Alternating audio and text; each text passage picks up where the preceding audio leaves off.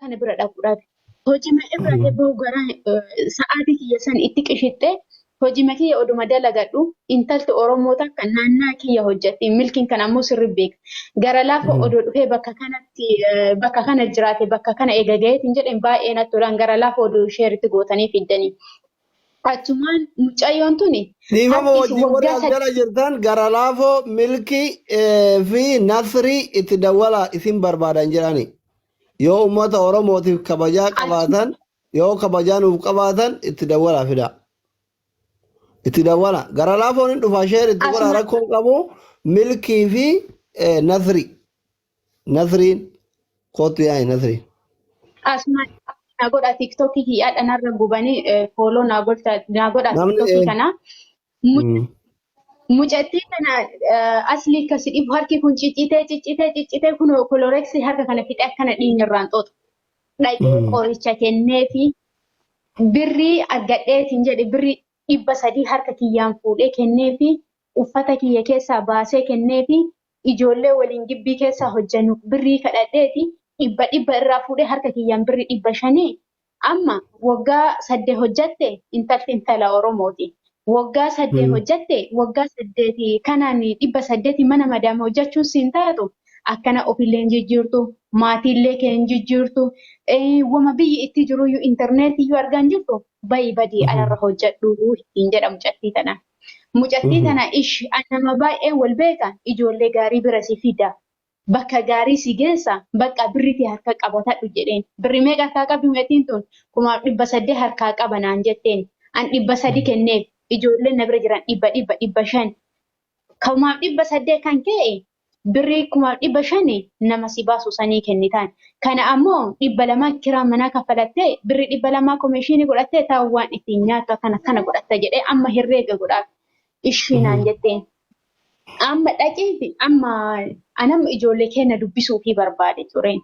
Ijoollee keenya dubbisee ijoolleen keenya akka bakka sanii baaftee mana kiraa galchitu barbaade hojiilee barbaadaniif tureen barbaadee ture. Mucayyoon hawwi an ofii kiyyaa deemeeti hojii mucaan kun na galchaanii hin beekaanii inni na haa baasuu dhufee makiinaan inni na haa fuudhu naan jette mucaa wayii bilbila nookiyaa kanaan janatti wayii qabdi. Tole jedhee uffata baasee. Kennee fi ijoolleen namni ragana ba'uun jira gara laafoo oduma milkii bira dhandhee gizee dubbiin kun najjabaate gara laafoo himadhee jiraani. Ijoolleen baay'ee gara laafoo miidiyaa irra beektan malee namoonni baay'een na gargaaraa turan hin jiran. Achumaan gara laafoon jedha mucaan dhufee mucattii gaafa fuudhu gibbii afoo kaamera jira. An mucattii fuudhee birrii kennee fi hiiqaa kennee fi mucattii geegesseen. Gaafa mucattii mucaan kun fuudhee galchu. Mucattiin birrii si biyya ergattee akkam akkasiin goote ani hin beekun. Mucattiin birrii 500 kan ittiin nama baasan kaanii kennuufi mucaa kanaa didde. Mucaan kunis ilma Oromooti. Ka'ee mucattii balbalatti qollofeeti.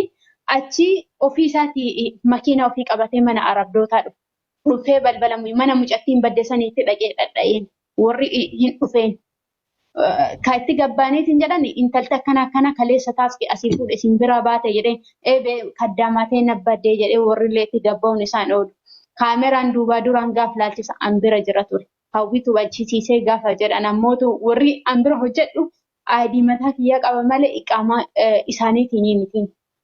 Fuudhanii mana hidhaana buusan. Odoo mana hidhaana hidhiniin dura gara laafu rakkina akkanaatu narra ga'e ana maannaa wayyaanii. Yoo badellee gara naanna qabanii nama meeqa himadhe gara laafoo waa hedduu jedhee na gorsa isaasanii baay'ee jabaadhaan baay'ee nama galateeffadhu gara laafoo. Akkana naan jedhaan akkana jedhee waan hundatti himee ijoolleen baay'een jiranii waan hedduun gorsanii na jabeessanii icciita kana obboleettiin xiyyan beektu gara laafoo namoota muraasa qofa beeka. San hunda keessa darbee guyyaa 3 akkasii mana hidhaa buleen. Gaafa mana hidhaa bulu warrillee jechuudhaan. Amala kiyya ilaalanii haala kiyya ilaalanii namni baay'een mataa hargufatee achii madaamiin dhuftee jarri dhufanii achii mana hidhaa keessaa ganna baasan. Gaafa na baasanii amma bakka namichi qaxxi godhee akka malee na qabe namichi abbaan kaampaanichaa jechuudha. Na'uma jibbuu jammare. Amma mucattii naan jette hiiqaa kee fudhadhuutii na biraa deemii naan jette namittiin tiyya. birri kuma 5 kaffalee mana diraama Dubaayii birri kuma 5 kaffalee mana hidhaa keessaa ba'e. Dhagaatanii doktoroonni achi keessa na gargaaranii birri kuma 5 diraama Dubaayii kaffalee mana hidhaa keessaa ba'e. Shaanxaa guuradhee laaptooppii kiyya guuradhee akkuma tasaa obboleettii tiyyaanii kootu isiin na bira kootu naan jette warri isaanii na beekanillee waan ta'eef isiin na bira kootu Obboleettii Dubaayii qabdaat? amma biyya jirti obboleettii Dubaayii qaba ture yeroo san. Achiin kootu na bira jennaani akka malee jirallee nama mana hidhaa keessaa ba'e hin beektan obboleettiin tiyya akka malee na arguu hin barbaadduun an miidiyaa irra beekanii lafa beekan muka biraati. Achii baqqaachoo akka naanillee isii bira naqu qaraa karoora hedduu qaba milkii kana bira ga'u malee jedhe keessi kiyya baqqaa waan daa'ima tana arguu barbaadeef waan waadaa galeeruu fi waadaa kana guutuuf jedhee milki bilbile akkuma tasaa. Milkiin gaafa jedhu milkiin mana jiraan milkii eessa jirtaa jedheen jennaan mana jiraa dhufuu jennaan lookeeshinii sanaa ergin ishi jedhee shaanxolee baay'ee harkaa qaba laaptooppii waan hedduu harkaa qaba mana milkii dhaqee daamattii isaan nagaa jedhee waggaa lammaffaa daa'ima footoo ji'a lammaffaa daamattii footoo kaafachuun manaa bahuudhaan mana isaaniitti kenneettoo dhugee achi taa'inaan jedhanii turan lakki anamma siisterii bira dhaqa jedhee laaptooppii kiyya qabadhee meeshaa kiyya qabadhee boorsota gimmaasha asuma haa ta'u hin deebi'aa jedhee obboleettii tiyya bira mana milkiitti dhiiseeti ka'ee obboleettii tiyya bira dhaqee bulee ganamatti ammootu milkii shaanxaa bifa kana asnaa ergii jedheen shaanxoonni kiyya waan baay'ee ta'eef shaanxota irraa asnaa ergee kun mana milkiitti hafe obboleettii tiyya kenneeti ka'ee mana milkiitti deebi'e maallaqa harkaa hin qabaa bariisattii bulee daa'ima milkii qabadhee birrii fuudhee saaraamoolii deemee daamattii isaatti uffata bitee isaallee bitee asbeezaa mana keessa wanti tokko hin jiru shunkurtii wanta barbaachisu guutuu bitee achi booda walumaan odumateen anamma jedheen sa'aatii tokkoofillee bahee raasaa keessa zooruun barbaadu namni baay'een illee miidiyaa kanarra na beeka bakka badattillee mul'achuun barbaadu hojii malee anaaf milkii bakki kun naaf hin maluuti. Ka'ee hojii mana madaamii deebi'ee mana madaamii hojjetaadha hojii naa barbaade jedheen. Mucaan kun tole naa jedhee koomishinii kaffaladhee hojii mana madaamii seenee eegaleen hojii hojjetu. Gaafa hojii eegalu namni harkisi akkana kottatee jilbi kunni wanti hundi dhibamtu mana arabaa seenee. Gaafa mana arabaa seenu namitti dhibamtu tan harka kiyyaan asha'ee milkiin hin beeka. Harka kiyyaan sukkuumee odoo dallaalitti namitti mucattiin dallaala hiriyyaa milkiitti hii jettee mucattiin tun na biraa kan deemne jettee boottu torbaan lamaa hojjedhee hojii na ulfaatee jennaaniin bakka obboleessa abbaa kiyyaattu du'e jedhee subuma kana boo'ee namitti hin ganna dhiisuu dide na qabattee jechuudhaan. Achii ka'eeti mana deebi'ee naa kennitee miindaa kiyya seeraan naa kennitee jechuudhaan dhiifama wanta irra darbitan. Aayidii kiyya Sumaalee jala hojjetadhe Sumaaltichi ammootu hawwii koottuuti ana bira taa'ii anatu siif masluuma malee nama biraatii miti naan jedhe. An sababa isa hin barbaanneef aayidiin kiyya haa badu waggama takkaa lama dalagadhee gara biyya kiyyaa deebi'aa jedhee ilma Oromoo bira bakka baalagee mul'achuurra waan inni narraan ga'u hin beeku jedhee. Akkasii milkii biruma achumaan manuma isaatiif deebi'een. Eegaa mana milkiitti booda hojii torbaan lama hojjedhee gaafa oduma hojii kana hojjedhu ta milkii arrakkadhee jira rakkoo kiyya argaa jirta opereeshiniin da'ee hojii hojjechuu dadhabee naan jetti. Jennaan maal barbaade jennaan hawwii zayitii na barsiisa akkaataa ittiin hojjetanii daa'imaan guddifadhaa naan jette. Ishiitti meeshaa akkana bitadhu akkaataa itti hojjetanii si barsiisaa ittiin jedhaan. Gaafa dhaqu birrii harkaan qabdu zayitii kokkoneetii jarkaan takkitti hagana geettoo bittee na eeddeen tole jedhe gaafa dhaqnee jennu qopheeffattee remeetiree walis sii buusaa jedhaan. Kunootii tokkuma kana qofa bitee naan jetti. Ishii jedhee amma obboleettiin diyallee lamuu mana madaamitti hin deebiin ogummaa akkanaa baattee namaayyuu yoo sukuumtu arabaayyuu irraayyuu 2,000 fudhatta. Lamuu hojii mataa keetii eegaluu qabda an birriin si bira jira naan jetti. Jennaani tole jedhee rakkinna isii sargee odoo fira baay'ee qabu odoo namni baay'een na beeku ta milkiitiif jedheeti bakka gattaa'eeti ilallaa zayitii miti hojiin kun hojii baay'ee qabu nama siin fayyan ofii siin fayyannaan hojii kana waliin eegallaa bakka tokkottuu jedhee ta milkii kana waliin gattaa'ee dubbadheen. Jaartii milkii. Jaartii milkii nu bira hin jiru. Ayyee. Achumaan jennaan jaartiin milkii gammaddee jechuudha. Achumaan bakka galgala milkiin dhufeen walumaan zooraa oollee bakka kiilolee deemnee milkiin galgala galee milkii jedheen hojii kana eegaluu barbaanna bakka namni baay'een illee ana barbaadan akkasi bira jiru bicha miidiyaarra beeksifnaa waliin jennee milkii waliin dubbanne tana qofa dubbanne ishii sii beeksisaa bakka waliin hojjedhaan jedhe tole jennee ankuma tokko birrii 800 diraama Dubaay harkaa qabu. Ta milkii birrii 300 diraama Dubaay harkaa qabdi. Achitti kaanee hojii kana hojjechuu eegalleen.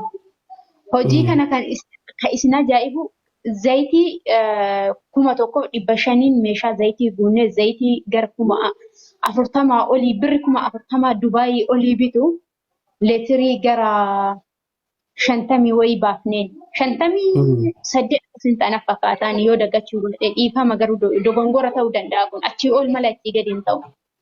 Baay'ee hojjannee bakka gaafa an akkana bilbila milkiin gaafa miidiyaa irra milkii waliin bahe hawwiin bira jirti jedhu gaafa an asiin bahe qorsa nurraa argatan jedhu bilbila kiyya kana lafa kaa'ee bilbila milkiin bilbilee hiriyoon isaa haama sakkaranii bilbiluma bilbilurra kaka'e bilbilli kun lafarra akkana socho'ee hollataan. Bilbila oggitaa kakaatu hin jiru namni bilbilee jechuun mataa nama dhukkubsaan nama baay'ee nama tureen jennee kana hunda goonee gaafa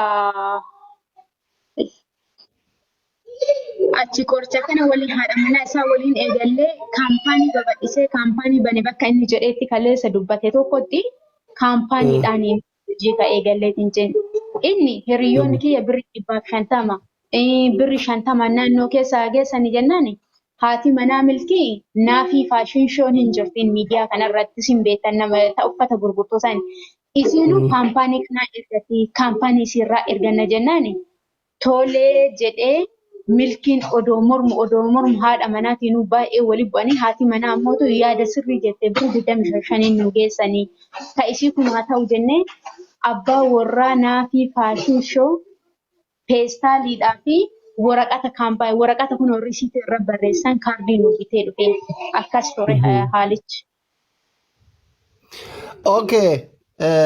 Amma kaleessa yoo dogoggoruu baadhe milkiini ani baradheetiniin eebbifamee ogummaa kiyyaan kaampaanii kana banadhe isiin saraatanyaa tiyya turtee waan jiru haasaa akkasiitu jira. Wanni kuni ogummaan kun ogummaa baratanii barumsan akka doktoraatitti qaddoo xigganaa amaliyyaa nama godhan kanaan fidan immoo ogummaa uumamaan namarraa hubannoodhaan ijaallaalanii baratan tokkoffarratti. Lammaffaa mootu gaafa ati achiin dhaqin dura dalagaan isaa maal ture? Sadaffaa mootu biyya Dubaay keessatti baratanii doktora ta'uun profeesara ta'uun hin jira.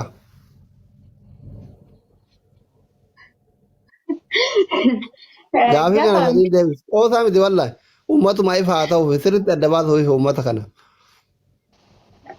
Hojiin kun dhugaa dubbachuuf qoricha aadaa jechuun wanta baay'ee ulfaataa ta'eedhaan wanta nu akka salphaan laallu miti. Taanillee kallattiitiin baratamuu qabuu danda'an garuu ammootu ogeessota fayyaa waliin hojjedhe warra qoricha raabsu waliin hojjedhe waan ta'eef ani achi jala baradhe ogummaa sukkuumillee isaantu na barsiise cabas deebisuu miidhamas deebisuu laphee sooma hunda koobuu isaan jala baradheeni doktorummaa Dubaayin keessa argachuun hin danda'amuun illeedha. Hin danda'ama jedheellee hin yaadu. Bareeda hin danda'amu uummatuma ifa haa ta'uuf malee Dubaayin keessa wanni baratan lafa xaraguu kaampaanii garaagaraa waan biyya arabaatti reema eeguu gaala eeguu waan akkasiiti ogummaan baratan na zaafama akkuma itti ruuza bilcheessanii ifuma uummata haa ta'uuf. Eshi gaafa ati dhufin dura gaafa ati milkii biran dhufin dura milkiin hojii kana hin beekaa yookiin qaba? Milkiin ogummaa hojii kanaa qabaachuu miti.